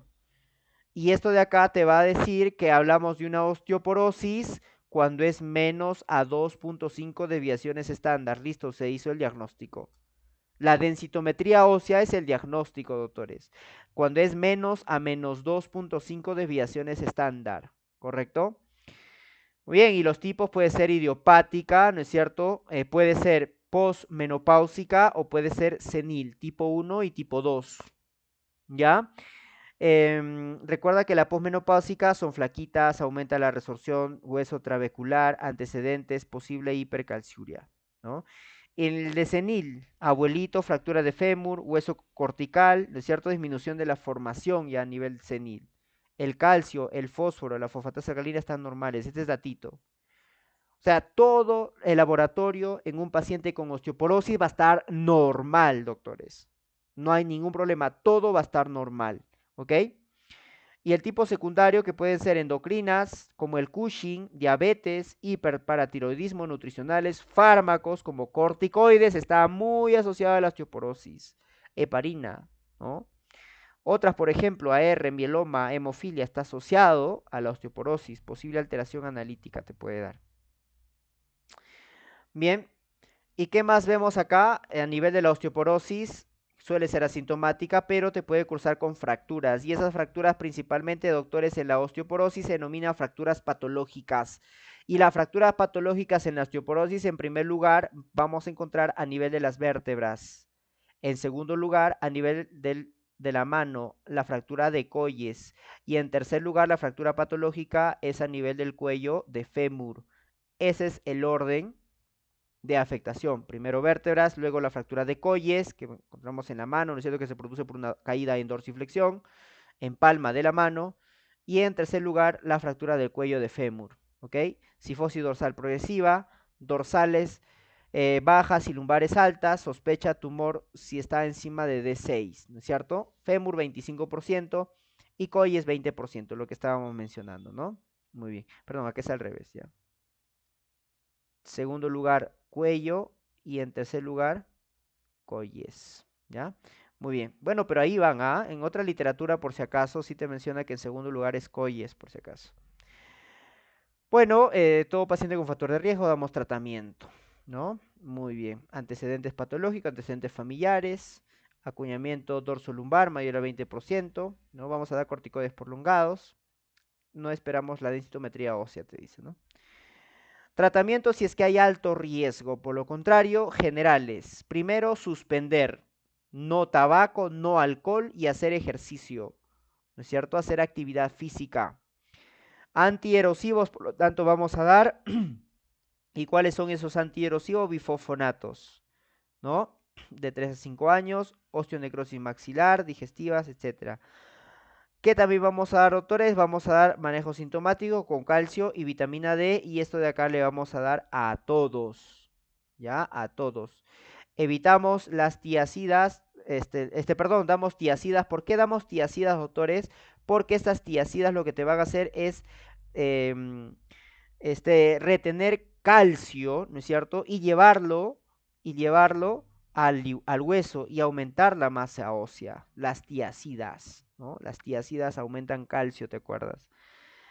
Verteroplastía, ¿no es cierto? Dar cemento, obviamente vamos a hacer ya una verteroplastía, pero eso es para última instancia, ¿no? Dar analgesia y reposos ineficaz. Osteomalacia y raquitismo, decíamos, doctores, que la osteomalacia se va a producir por un déficit a nivel de la mineralización. Por eso se produce la osteomalacia.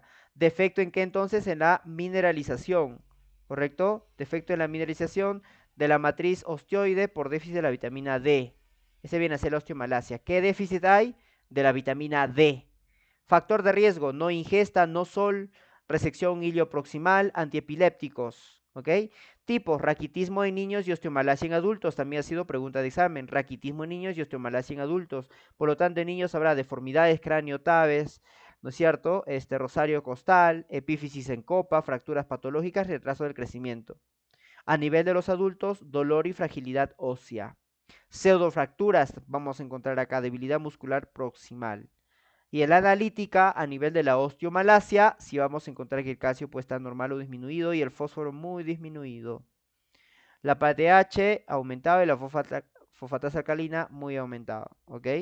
Entonces en la osteomalacia sí hay alteración a nivel de la analítica, a diferencia de la osteoporosis que todo estaba normal. Hidroxilaciones hepáticas y renal, ahí está, ¿no? El tratamiento ergocalciferol, colecalciferol, ¿no es cierto? Calcitriol, ahí está. Muy bien. El síndrome de Sjögren, doctores, recuerda que es el paciente que tiene afectación de las glándulas, por lo tanto no hay producción de secreción y todo está seco. Entonces, esto es más frecuente en mujeres de mediana edad, HLA-DR3, el paciente puede ser primario o secundario a AR, a LES o a esclerosis sistémica, te produce una infiltración glandular, exocrinas por LTCD4, ¿no? Linfocitos TCD4. La parte glandular, serostomía, que es lo más frecuente, doctores, y seroftalmia, ¿ya? Muy bien, queratoconjuntivitis seca te produce, ¿no? Sjören, ¿ya? A nivel extraarticular, artromialgias, poliartritis no erosiva, Raynaud también te va a producir el Sjören, ¿ya? Linfoma no Hodgkin tipo B. Además, vamos a ver que hay una tumoración parotidia prolongada, adenopatías, púrpura, leucopenia, crioglobulinemia, aumento de la beta 2 microglobulinemia también. Dentro del diagnóstico, tú debes recordar, obviamente, que aumento de BCG, factor reumatoideo positivo, pero debes recordar, autores, de este marcador, el llamado anti-RO y el anti-LA, ¿no es cierto? Muy bien, acuérdate de rolazo, ¿no? Rolazo de Sjören, ¿no? Anemia de trastornos crónicos, seroftalmia, el test de Schimmer puedes utilizar, rosa de bengala, fluoresceína, serostomía, ¿no es cierto? Ecos salivales, cialometría, etcétera. Y su tratamiento, doctores, viene a ser sintomático, ¿ok? Vamos a dar pilocarpina, lágrimas artificiales, obstrucción lagrimal, etcétera. Evitamos el tabaco y el alcohol, ¿no? Listo. Las miopatías, doctores, hablamos de las dermatomiositis, de las polimiositis y de las miopatías por cuerpo de inclusión. ¿Ya? Esa de acá, olvídate de esta de acá. Hablemos de esta de acá que ha sido pregunta de examen. La dermatomiositis, ¿a qué edad? Niños, adultos, mujeres. Mayores de 18 años, mujeres. En la polimiositis. ¿Cuál es su debilidad? La debilidad es proximal y simétrica, ¿no es cierto? Te produce disfagia ambos en un 10 o un 20%. Pero ¿cuál es la característica de cada uno de estos, doctores? Es que la dermatomiositis cursa con una eritema en heliotropo a nivel periorbitario y las pápulas de Gottron y el signo del Chal, ¿correcto? A diferencia de la poliomiositis. Y las enzimas musculares de estas dermatomiositis y polimiositis es CPK elevado. No te confundas con BCG, que el BCG elevado lo vamos a encontrar en Takayasu, en polimialgia reumática, y lo vamos a encontrar, por ejemplo, en la vasculitis Horton, ¿no? Pero aquí encontramos aumento de la CPK, es decir, dermatomiositis, polimiositis, aldosa, que es el más específico. El más sensible CPK, aldosa es el más específico, LDH, TGO también. ¿Ok? Entonces, ¿cuáles son los anticuerpos que debemos recordar, doctores? En ambos, el anti-Jo1, ¿ok? El anti-Jo1, muy bien.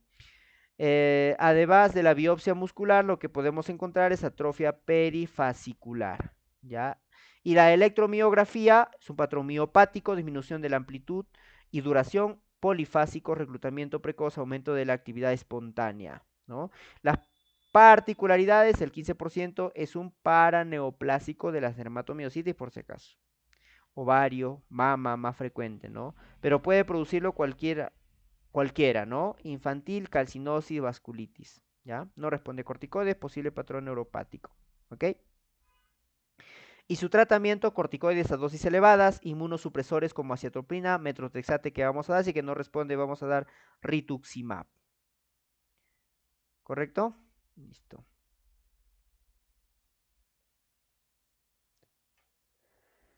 Las artritis infecciosas, y esta ha sido también otra de las preguntas, sobre todo que ha venido su etiología.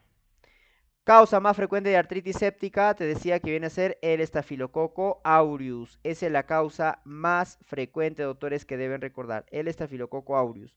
Su vía de infección más frecuente del estafilococo aureus, recuerda que es hematógena, pero también puede ser por contigüidad. La clínica es una monoartritis aguda en articulaciones de carga, es decir, rodilla más que la cadera. Gram positivos más clínica de gram negativos, ¿no? Y eso te demora el diagnóstico un poquito, ¿no? En la artrocentesis, obviamente que es el diagnóstico ideal el paciente, hacer una artrocentesis lo antes posible, porque recuerda que la artritis séptica es una emergencia del traumatólogo que debe resolverlo antes de las primeras 24 horas, doctores. Si no, se produce una destrucción del cartílago. Entonces vamos a ver aspecto, cristales, bioquímicos, celularidad, Gram, su negatividad no descarta la infección. ¿Ok? Ahí está. Los gram positivos suelen verse, los gram negativos no. Cultivo no esperado, ¿no es cierto?, para el tratamiento. No vas a esperar para dar tratamiento. Pues, ¿no? Tratamiento, drenaje, limpieza, artrocentesis, antibiótico empírica, ¿no? Según el GRAM. Tú sacas, haces una artrocentesis, inmediatamente estás terminando de hacer la artrocentesis, el paciente ya está tomando su antibiótico. ¿Ok? Bien. Lo más frecuente, recuerda que es el Staphylococcus aureus, ¿no? Listo. Etiopatogenia, ahí están las distintas etiopatogenias, principalmente, doctores, es el Staphylococcus aureus. En prótesis es el epidermidis, ¿ya? Muy bien. La artritis gonocócica, ¿no es cierto? Su epidemiología va a ser en pacientes jóvenes principalmente, promiscuos. Si hay en mujeres, nos dirán que está menstruando, ya asociado a la artritis gonocócica. El diagnóstico es un exudado uretral cervical, que lo vamos a ver en el cultivo de Thayer-Martins, ¿no? Cuando hay una gonocosemia diseminada, estas son las lesiones características, lesiones cutáneas hemorrágicas pustulosas en la piel cercana a las articulaciones. Lesiones cutáneas hemorrágicas. Eso es de una gonocosemia diseminada, ¿ok? Te puede cruzar con una tenosinovitis. Historia clínica, 40%, ¿no? La artritis séptica gonocócica, la monoartritis aguda, siempre precedida de la anterior, ¿no? Poca fiebre. Virales, tenemos el virus de la hepatitis B, ictericia es posterior, parvovirus B19, rubiola, que te produce poliartritis aguda. Y crónicas, TBC, brucelia, borrelia, sífilis, ¿no? Muy bien. Y el otro que viene a ser, doctor, es la osteomielitis. La osteomielitis ya viene a ser infección del hueso, ¿no es cierto? Entonces acá debes recordar los agentes infecciosos más frecuentes de la osteomielitis y el tratamiento que puedes dar para la osteomielitis. ¿Ok? Eso es lo más importante. Entonces, foco séptico puede ser intraóseo, origen hematógeno más contiguo, ¿no es cierto? Enfermedad vascular periférica. ¿Y quién tenemos acá? El Staphylococcus aureus nuevamente. Es lo más frecuente en todo tipo de pacientes. Pseudomonas aeruginosa es típico de adictos a droga por vía parenteral, ¿no? Cosa que debería ser lo contrario, ¿no? Bueno, adultos, vértebras, niños, metáfisis de huesos largos. Tipos, vamos a encontrar 4 tipos de osteomielitis. Medular, superficial, secuestro cortical, ¿no es cierto? Es el que te produce, no te produce inestabilidad, secuestro cortical, difusa, ¿no es cierto? Que es inestabilidad. Y la clínica es un dolor inflamatorio en el segmento afectado con hipersensibilidad a la palpación y contractura muscular, ¿no? Más fiebre y compromiso mieloradicular. Eso es lo más frecuente en la clínica, ¿ok? Un dolor inflamatorio, ¿no? Su diagnóstico, obviamente, de la osteomielitis va a ser punción, aspiración o biopsia, ¿no? Resonancia magnética también va a aumentar los reactantes de fase aguda. Tratamiento antibiótico endovenoso mayor o igual a 6 semanas, ¿ok? Muy bien. Y esto de acá que ha sido preguntita también, que estoy olvidando, el absceso de Brody. ¿Qué viene a ser, doctores? El absceso de Brody es el foco aislado de la osteomielitis estafilocócica en el área metafisiaria de los huesos largos. Ese viene a ser el absceso de Brody, ¿ok? Listo, doctores, hemos terminado. Muchas gracias por su atención.